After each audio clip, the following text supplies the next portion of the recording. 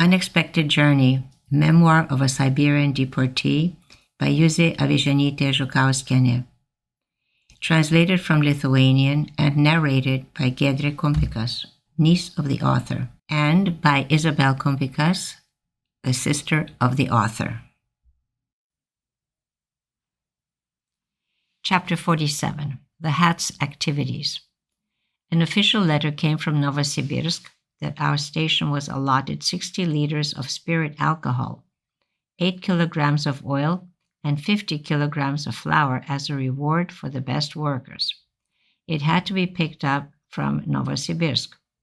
We were jubilant and were waiting for the hat to return and to bring back those products assigned as a premium. Of course, we all expected to receive a little portion, whilst the Sukas, who had come up with the invention of an efficient press to flatten the tobacco leaves, with which it was possible to produce 5 to 6 norms, hoped to get the most. But no such luck. The hat returned, rolled the barrel into the warehouse, the sack and the oil into his own hallway, and not a peep. I reported the doings at the station, what had been accomplished during those 2 months while the director traveled back and forth to Novosibirsk. I also informed him about that rational press with which 5 to 6 norms were completed. Days went by, weeks, and not a word by anyone about the premiums. Not only nothing about the premiums, but it was the 3rd month that we did not receive our pay. Whoever had their own vegetables, potatoes, was surviving. Our family was only getting that bread ration, and we did not have any money to redeem it.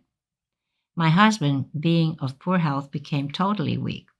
One worker offered us a skinned dog for 50 rubles. I was revolted. But hunger is a great stimulant. If in normal circumstances a person had not had anything to eat for an entire week, he might adhere to the principle, rather die than eat something disgusting. But when a person has been systematically starved for 3 years, and when not only his own death, but that of his children stands before his eyes, he becomes resolved to anything.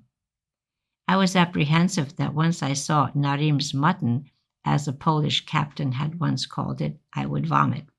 However, when one dark evening, on a child's sled, that young man brought the frozen mutton, the head and the feet had been chopped off, if I had not known that it was dog meat, I would really have taken it for mutton.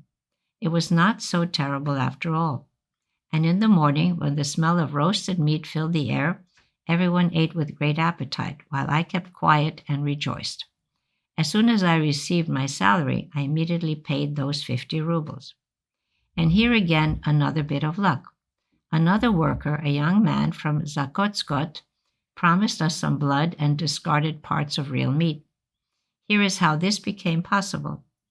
They used to slaughter animals, froze the meat, and transported it to Tomsk. They had to cut out the bloody parts. These were small pieces of lungs and throats, which they would distribute to their workers. The director assigned one of his fawners, a woman, Pole by name, as a night guard. We were surprised. The cold was more than minus 40 degrees centigrade. To stamp one's feet during a long winter night in the snow was not a great pleasure, especially since up till now no one had guarded the station. But soon the reason became clear. The administrators wanted some alcohol.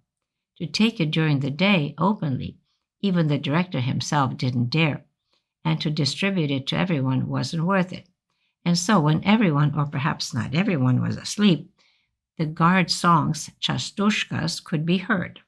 I listened one night, then another, and became interested. What kind of joy had come over Pole to be singing in such bitter cold? I asked her if she wasn't afraid of getting a sore throat. She said that she was afraid of falling asleep and that it was possible to warm up the throat. It turned out to be that I was not the only one who had noticed. The guard duty had been set up for this reason. As soon as the settlement, 2 barracks and 1 small house, had fallen asleep, the director, having taken a tea kettle, would sneak into the warehouse, and so that no one would hear the creaking snow under his feet and the unlocking of the warehouse door, the guard would begin to jump around happily and to sing. When the director slipped into the warehouse, she would lock the door. While the pouring out of the alcohol and the pouring in of water was taking place, everything was in order. The guard was singing, which meant she was not sleeping. The lock was in place. Who could object or even suspect? And yet, someone did survey those operations, especially since our hat began to stagger more often. That he was constantly drunk, even I noticed. One time I asked him when the workers would get their premiums.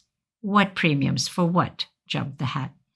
Well, there was a directive from the central office that our station was allotted 60 liters of spirit alcohol, 8 kilograms of oil, and 50 kilograms of flour to reward the best workers. After all, there are workers who produce 6 norms, I spoke calmly. Where are such news from? It's a provocation, or what? Shouted the hat. It's not a provocation. I received that directive myself and signed for it. You got those products from Zatsiepina in Novosibirsk. You brought them back. I pronounced the last words with emphasis. The hat went wild. You know too much. That can end sadly for you. For whom? Was my answer. I am the director. I am the master. I do as I want. I turned around and left. I could not complain to anyone. I became convinced that the name here was unimportant, whether it was Agbulin or Permiakov or someone else. Whoever gets near that trough bends down over it and tries to eat as much as he can. After that conversation, I received a copy of the director's order that I, being incompetent to take care of the bookkeeping, was fired. No one had the right to fire a bookkeeper without the authorization of the director of the central office. I showed him that. As luck would have it, one late evening, that young man from Zakotskot, carrying a bucket of blood, bumped into the hat, when the latter was carrying a tea kettle with alcohol. I wanted to pay him and return the bucket. However, the young man, saying that he didn't need anything, hurriedly ran off. After about an hour, a pounding on the door and the screechy voice of the hat. Litovci, open up. I opened the door. What happened? I asked. Who was here? What did he bring? Screeched the hat. I looked at him with derision. I calmly pulled out the bucket from underneath the plank bed. I pushed up my sleeve and, breaking through the ice with my hand, scooped up some bloody bits of meat and lifted them out of the bucket. Blood was dripping from my hand. I pushed the bucket closer towards him. Look, one young man from Zakotskot sold a dog. During the day he has no time and he's shy, so he brought it now. The Tatar became limp. His director's tone disappeared. He shuddered and in a very calm voice said, Don't eat it. Better throw it out. And what will you order us to eat? You know yourself that we, except for those several hundred grams of bread, which you know very well we get with interruptions, have nothing else. This is not Lithuania. Here, even for money, you can't get anything. Everyone here is so rich, I wanted to say beggars. He answered nothing and left, far from so belligerent as he had been when he came. I saw that the relationship, being such, it would be impossible to work. So having discussed it with my family, we all went our ways. Both Lude, father and son, got jobs at the regional center in Parvik, in the wool fulling factory. Stasukas and I nearby, a couple of kilometers away in the grain preparation station at Zakotser. The little third grader Yozukas remained with us. We obtained living quarters in the barracks dormitory. One day upon returning from work, I found a summons to come to the militia station at 8 o'clock. I became worried. What could it be that I should go so hastily late at night? I decided not to go that night. Even though I am brave, but after a day's work in the warehouse, exhausted from dragging sacks of grain on a frightful night on a snow-covered Taiga road, when the cold stiffens all your joints, I could not force myself. I asked the director to allow me to go next morning. Before crossing the threshold of that famous office, I ran over to see my husband and son. They also became worried, even more than I. The militiamen on duty, having glanced at the summons, indicated which office. There sat the division chief of the regional militia and one other official. I gave him my summons. The chief pulled out from a drawer a sheet of paper filled with writing, covered it partially with a book, leaving only the signature Zhukauskas. Is this your signature? No, I answered. Then perhaps it is that of one of your family. Also, no, I know all my family members' handwriting. This signature is not of any of them. Muttered the chief. And what is written there? I asked. Ah, it's about Agbulin, said the chief unwillingly. Why do you have to know if you did not write it? In the weeks afterwards, the rumor was spread that Agbulin had appropriated the goods destined as premiums for the workers and that the militia knew about it. But soon everything became quiet. Agbulin was an old, meritorious Bolshevik, having actively destroyed bourgeois in his time. He was protected by his red book, his party membership card. Besides that, apparently, other officials also got some of the alcohol. And so the workers remained without premiums.